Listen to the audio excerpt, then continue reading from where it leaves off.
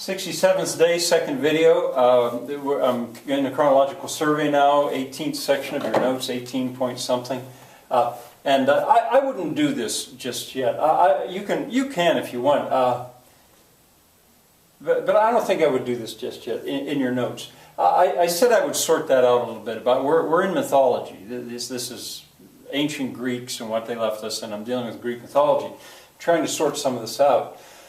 Yesterday I told you the story about Zeus when he was a kid. Well, this is like a genealogy chart here, and Zeus's father was Kronos. And what I've done is I got mixed up with Demeter was the name I couldn't think of yesterday. I thought of Ceres. The Roman names are in parentheses. The Greek names are not, and it's a little hard. As a matter of fact, it's almost wrong to try to be too technical and scientific about this. These Greek myths were a whole vast body of folk tales, in a sense, and to organize them too technically, but it's fun in a way, and it helps. Oranos, I guess, if you go way back, mated with Gaia. Gaia, I don't know her. Uranus is this guy's Roman name. Of course, there's jokes about that. You can probably imagine. He's sometimes called the first one.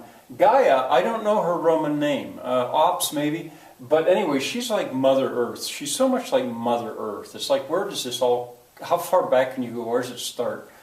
Earth, with Mother Earth. I can't help making a connection here with the Hebrew idea of God blowing into the earth, into the dirt, to create man. But in any case, Kronos was his son. Kronos mated with Rhea, I think was her name. She might be called Ops, I'm not sure.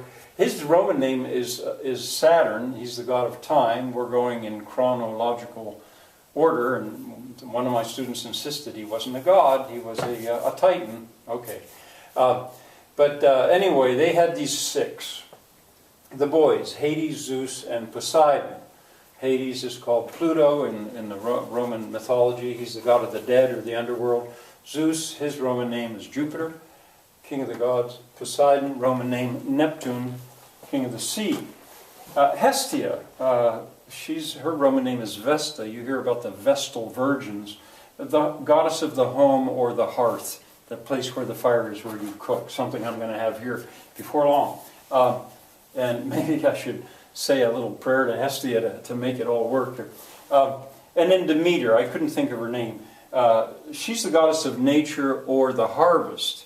And I like to point out that etymology, if you can still remember, etymology, words, they have histories. Where do they come from? Well, I'll say to the kids, what did you eat for breakfast that might have come from her name? And cereal. The cereals, these grains, of course that's true. Well, Zeus mated with his wife and had some kids. I'll tell you about them, gods. And with Demeter, too, I think if I have this right, another sister. And the result was Persephone, beautiful, beautiful woman. And this, you might want to put her name in quotes, because there is a story about Persephone I want to run by you real fast, like I do everything else. Persephone was so beautiful that when Hades saw her, Hades decided he had to have her as his wife. And I think the ground opened up, and he took her down. He took her down to the land of the dead.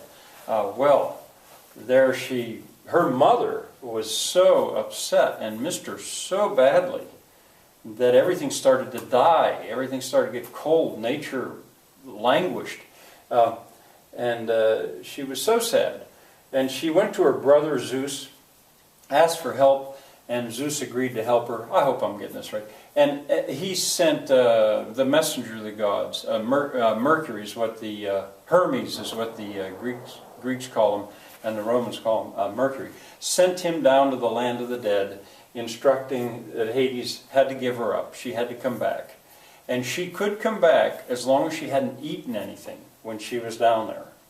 But she had eaten 3 or 4 seeds of a pomegranate while she was down there. And because of that, for every one of those seeds that she ate, she has to go back to the land of the dead for a month of the year. And when she does, Demeter gets sad.